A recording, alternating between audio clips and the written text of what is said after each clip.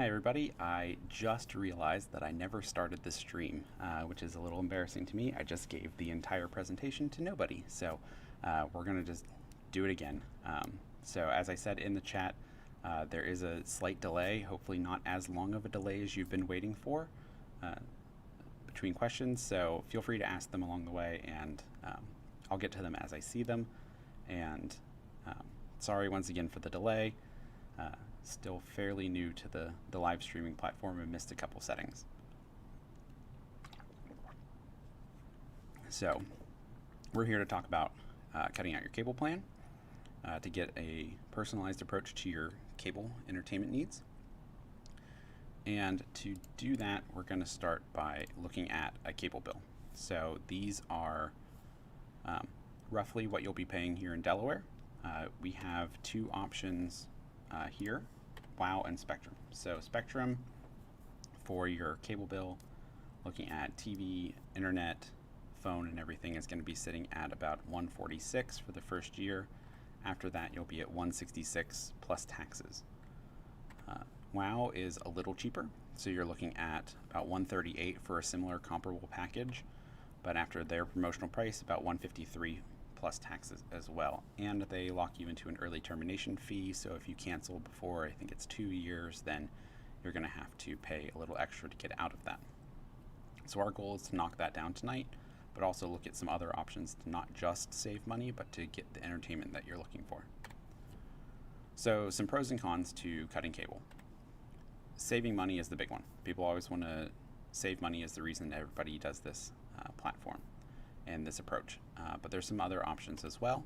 Maybe you want to customize your options. So it used to be that if you wanted to watch the HBO or Starz content, you had to subscribe to their platforms through your cable plan. Now you can go directly to them, and so you can save some money and cut out some costs there. There's also exclusive content. We're going to look at a lot of streaming services that have information along the way, and you will be able, or entertainment options that you can't get through your cable plan. So this is going to be a good option to see some new things and try some different entertainment plans out. Downfalls, not great for sports. Depending on the sports plan you watch or sports you follow, you might be in luck, you might be out of luck. It just kind of depends. But if you're also somebody who has to just watch every game every night of the week, this might not be a good option for you. Live TV is still available, but it can be expensive. So if your goal is to save money, that might not be the best option for you for your entertainment. And it can add up over time. So there's a lot of streaming services these days, and if you sign up for all of them at the same time, you're going to be spending more than you spend on your cable plan. So you need to do it smart and be aware of what you're doing. So some things to remember. There's no correct way to do this. What works for you is maybe not what works for me. So we did one particular thing, and that may not work for you. So you want to know what you want. Is there a particular channel you want to watch? Is there a particular show you want to watch? Knowing what that is ahead of time is going to save you time and agony along the way, from the research to the payment down the line. And you will need internet for about 98% of this, is the unfortunate part of this. So you can't get that cable bill down to zero in most cases. In that 2% that's left over, you can, but you will need internet for this. But most people are already going to have an internet plan, so if you kind of consider it that way, you are still getting your cable plan down to zero in that regard. That said, you want to make sure that your internet speeds are capable. So you need about 25 megabits down to be able to do this, but the more people you have in your house with internet connected devices going at the same time, the higher that number you want it to be. Spectrum and WOW's base packages are sitting at 100 megabits down, so you should be plenty good with that for most families. But if you are on an old grandfather Time Warner plan, or if you're using Frontier, your speeds may not be as high as they need to be for this. So you need to call and check if there's another option for you. Speedtest.net will show you what your internet speeds are, and that will help you to determine that. So streaming devices. These are going to be how you get the streamed content onto your device. In a lot of cases, that can be a phone or a tablet or computer, but if you want it on your TV, you generally need an intermediary device.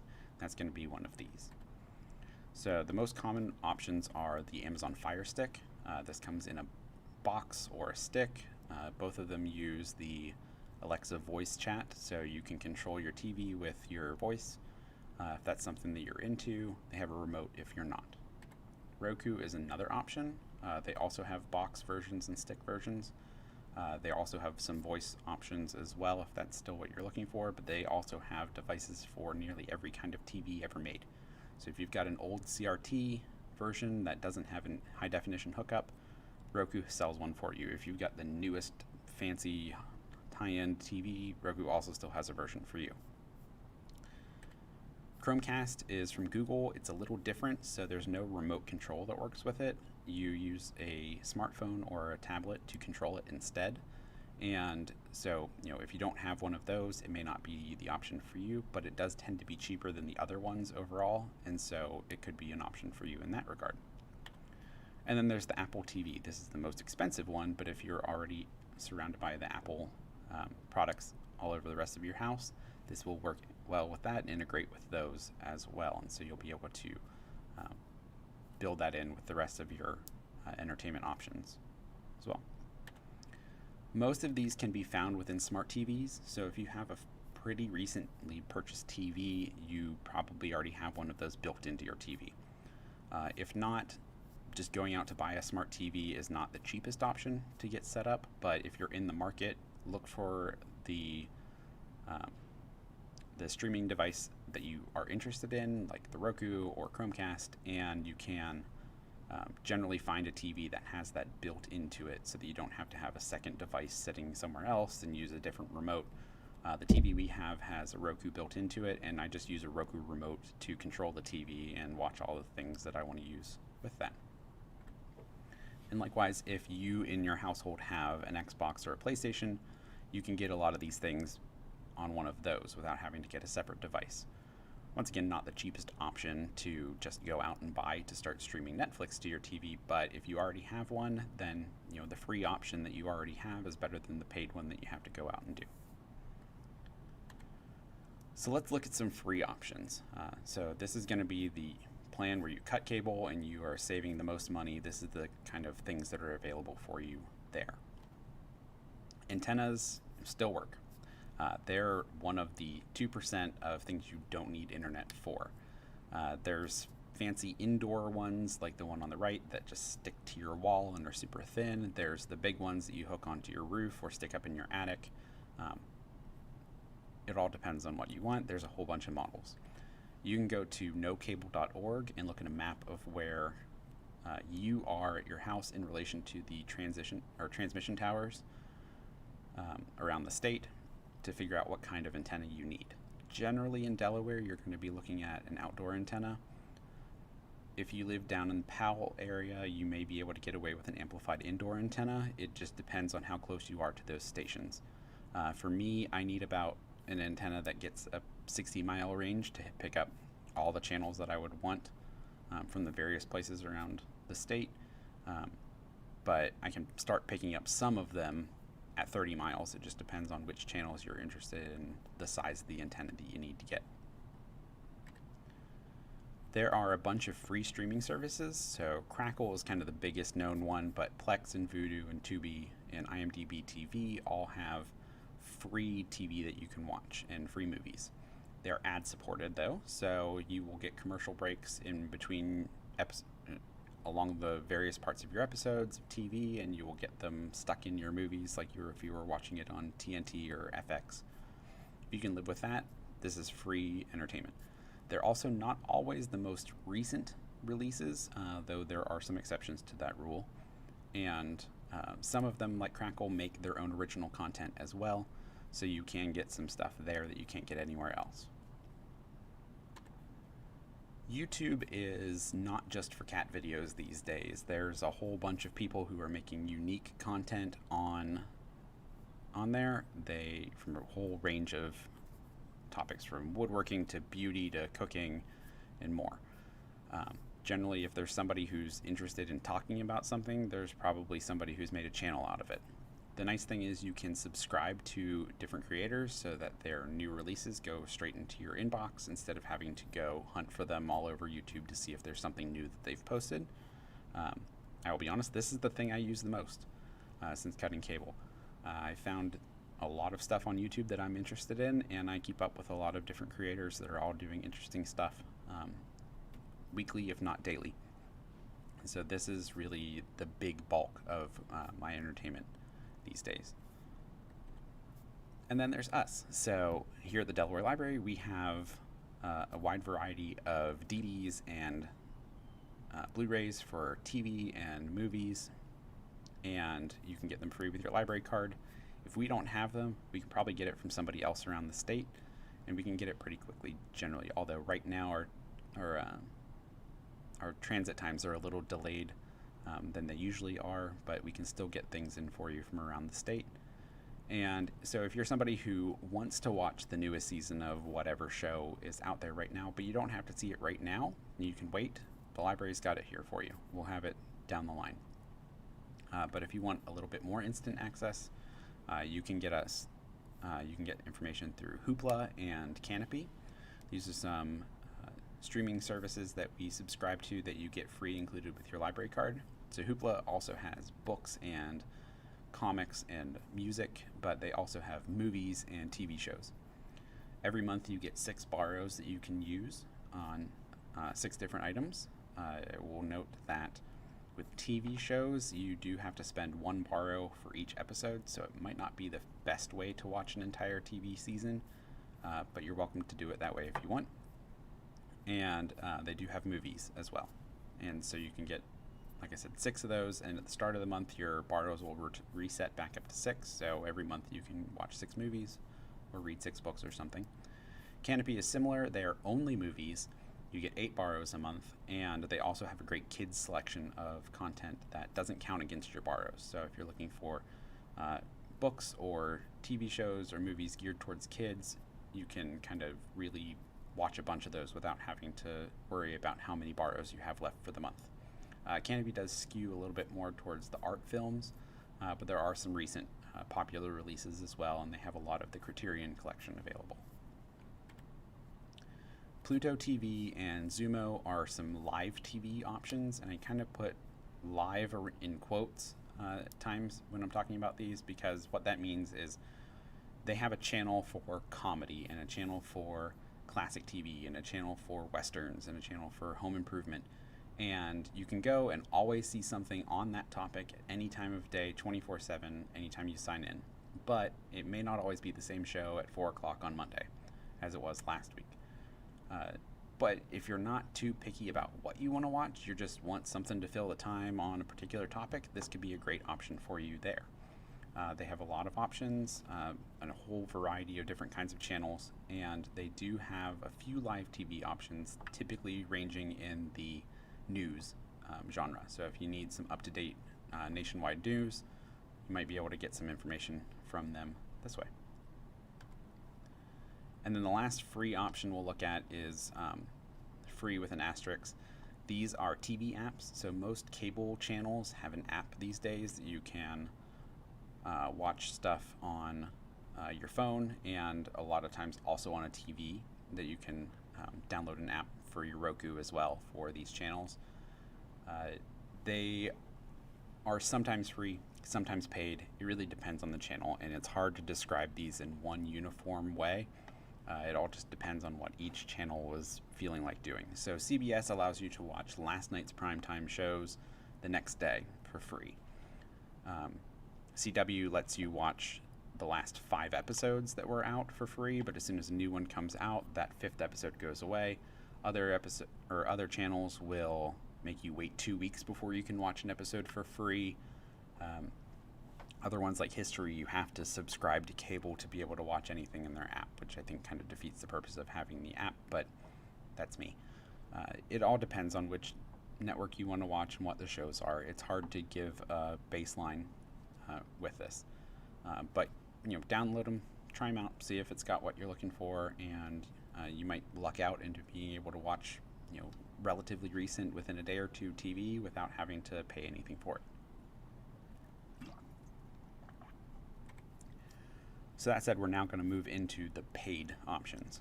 So that from this point on, we'll be looking at things you got to pay money for each month. The paid streaming services are the ones you've probably heard of, more likely than everything else that we'll look at later. These are going to be ranging from $3 to $15, $16. Sorry, there was just an announcement made at the library, so if you heard that beep. I don't know how well you can hear that, so we'll just wait one moment. Okay, the announcement's done. So the paid streaming services are going to be things you've probably heard of. They range in prices depending on what you want out of it and what service you're going with. The most common ones that people know of are Netflix, Hulu, and Amazon Prime Video. Netflix was the first one. Hulu kind of came out soon after that. Prime Video has, the backing of Amazon with it. Generally, if people are talking about something, it's going to be on one of these, although that's kind of becoming a little bit less common these days as more and more services come out. But you can generally find unique shows only on these platforms that you can't find anywhere else, and it's going to work for you depending on what you're interested in. Netflix really focuses on their original content and movies. Hulu focuses more on TV. Amazon is a little bit hit and miss on her scattershot approach for everything. But also, if you buy a movie on Amazon, you can watch it in the Prime Video app, so it has benefits in multiple ways. But there's plenty of other ones. If you're a fan of British shows and movies, Acorn TV or BritBox are going to be a good option for you, depending on what kind of show it is, whether it's comedy or drama, or who makes it. It will be on one or both of these, or one or the other of them. Together, they're still just a little bit more than Netflix's overall price for their 4K version, so they're fairly reasonable per month, and you don't have to subscribe to both of them. You could just do one at a time. DC Universe has all of the Batman and Wonder Woman, Superman movies and TV shows that have come out, as well as over 10,000 comics that you can read from DC's back catalog. If you're a really big fan of that, this is a good option for you. Curiosity Stream is documentaries. It's one of the cheapest ones at $2.99 a month, and they have world-class documentaries on a wide variety of topics that are all going to be in a variety of categories, from technology to science to medical and more. HBO and Starz and the other premium channels that used to be cable only are now something that you can just get by subscribing directly to them. These are generally $10 and up, 10 to 15 range, and everything that you get from having that channel on your cable plan, you can get from this. HBO just kind of had a revamp recently into HBO Max, where they added a bunch of Warner Media content as well and started producing their own original HBO Max only shows. It's still kind of in the early days of that one, so I don't have a whole lot to say about how well HBO Max is going. They've had a few stumbling blocks, but it's still on the HBO back end that it worked really well before they did the HBO Max, so I have to think that functionally it works really well, and all of the old HBO stuff is still there as well. Disney Plus is another one of the new kids on the block. They've been around since I think August last year, so they're just coming up on their 1-year anniversary here soon. They've done very well. A lot of people are really enjoying the service. They've got Star Wars and Disney and Pixar and Marvel. So all of those things are located on Disney Plus, and you can find all of them there, as well as original content. And then, like I said, new ones are coming out all the time. So in either July or August of this year, Peacock from NBC Universal is coming out. You're going to have all of that NBC Universal content, but the big draw for me is next summer. That's where the Olympics are going to be. So I will be signing up for Peacock next year so that I don't have to sign up for cable just to watch the Olympics when those happen. So before we get into cable replacements, I'll make one note about the streaming services. There's a whole lot of them there. There's even more than I listed. Those are just kind of some bullet point options out there. You don't need to sign up for all of them at once. They all have a free trial, so you can try them all out, see which one you like, and then you can cancel at any time. They're only ever charged monthly. and you can bounce from one to the next. So if you finish the newest season of whatever show you're enjoying on Netflix, cancel and move to Hulu. When you watch everything that you're interested there, jump to Disney Plus and sign up for that one. When the new season of that show you love on Hulu or Netflix is out, cancel Disney Plus, jump back over to Netflix. Your Netflix queue is still going to be there. Everything you are watching is still going to be there. You're just putting your account on a long-term hold when you cancel. So you can jump back and pick up right where you left off. It works really good. You don't have to sign up for all of them all at once, like I said. Pick and choose, bounce around, see what works for you. Now we will look at cable replacement plans. These are going to be the most expensive thing we're going to look at tonight, and they are your live TV options. So these are all broadcast over the internet to you, live TV, just like you were getting from your cable plan, but it only comes through the internet, not through a box that a wire runs into. These are not necessarily cheap, depending on which plan you go with and what service you choose. So there's about 6 of them left that are really out there. There's fewer of these, whereas there's more streaming services, there's fewer cable replacement plans these days. Philo will be your cheapest one. That's going to be $20 a month. You get about 60 channels, but it also doesn't have any local channels. Sling also doesn't have local channels. It costs a little bit more. You get a few more channels, but Sling does have some deals in place with some tech providers to get you discounts on some products that will, from DVRs to antennas at cheaper or free to compensate for not having local channels as a part of their service. AT&T TV Now has HBO Max built in, so if that's something that you're already interested in, you're kind of saving $15 a month by signing up for AT&T TV. Similarly, Hulu's live TV plan gives you the entire Hulu catalog as well, so you'll get all of those options included. Fubo is your sports-focused one, so if you are interested in sports, check out Fubo. They don't have every league and every sport available, but if they've got the one you're looking for, this is going to be a great place for you to get it. And YouTube TV has the most generous DVR package out of all of these. It gives you as much as you can record, and it will hold onto it for 9 months before it deletes it for you. So if you like to watch a lot of things, YouTube TV might be a good option for you because you can record a whole bunch of stuff as well. Price hikes are common with these. Just this week, YouTube and Fubo both announced price increases. Sling announced that they're not increasing their prices for customers that have signed up by at least August 1st, but that kind of leaves a gray area for what happens if you sign up after August 1st.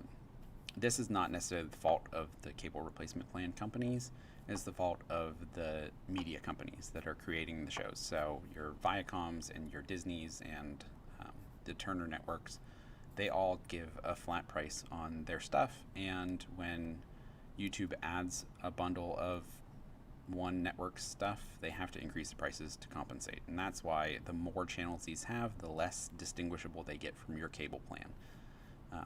So, like I said, if you need live TV, you might find a good option here. I would still encourage you to try the TV apps and see if you can find what you're looking for on there instead of having to go for one of these plans, just because if you are looking to save money, the TV apps might save you more than going this route. But depending on the channels that you're looking for, you'll find them here. Or you may find them here, I'll say.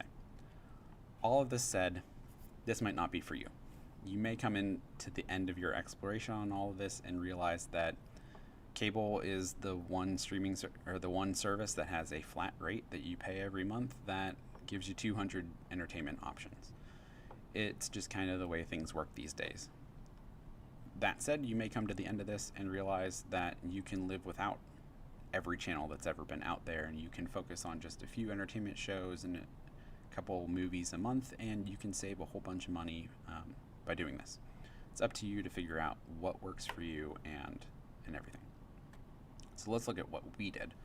So about a year and a half, 2 years ago, somewhere in there, we ditched our cable plan for Hulu with live TV.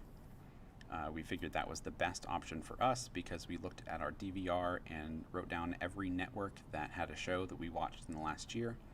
And this is the 18 channels that we came up with. So anything on here we had watched a show on in the last year. But for instance, like TBS, I watched a show that I wasn't really in love with. It was funny at the time, but if I never got to watch it again, I wouldn't be heartbroken.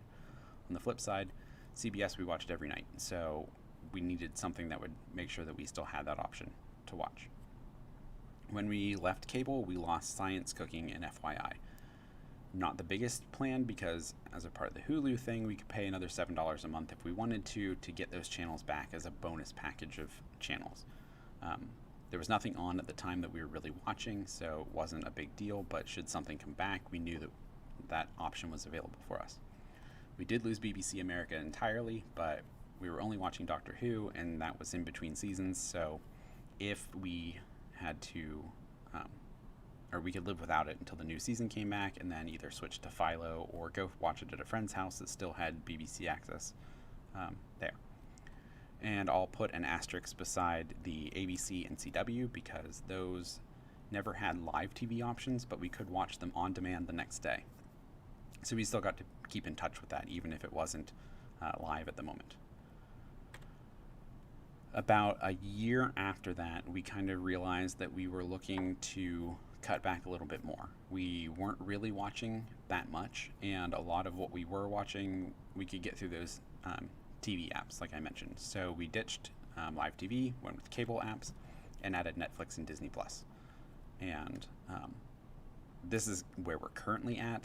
In between there, we've also had at different times HBO and CBS All Access and Hulu. So, like I said, we bounced between different things. We watched the show until it was done, then we went somewhere else and tried something else. But this is where we're currently sitting. So originally we were paying $160 a month for Spectrum TV, a low-speed internet that was grandfathered in from an old Time Warner plan, and then we had a TiVo DVR. So that all brought us to $160 a month, dropped down to $105 a month when we jumped to the Hulu TV and upgraded our internet significantly, saving us about $660 a year, which is not nothing. Looking again at our second cut, we then went down to $84 a month by going with the Netflix, Disney Plus, TV apps, and still keeping our same internet package. And that number has fluctuated a little bit as we try different services that have different prices, but we hover right around that mid-80s for everything. And that saves us an additional $180 a year over the Hulu plan that we had, bringing us to about $912 for the year, which is not nothing. That's pretty close to a mortgage payment that we have every year, and we're spending more time playing games, reading books, gardening, doing the other things that we want more than just sitting on the couch and watching stuff every night like we always used to.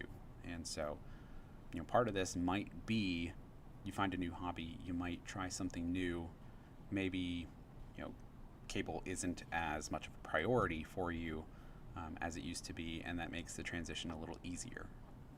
Everything. That was everything I had planned for tonight. I'm going to leave the chat open, and I'll be here for a little bit more. If anybody has any questions, feel free to leave them in the chat. If something comes up later, you can go to askus@delawarelibrary.org and email us your questions. And at the top here of the screen, there's a link to a handout that will summarize most of the things that we covered tonight in a little 2-page handout. So thanks for watching. Hope this was helpful. Feel free to reach out if you have any questions. Bye.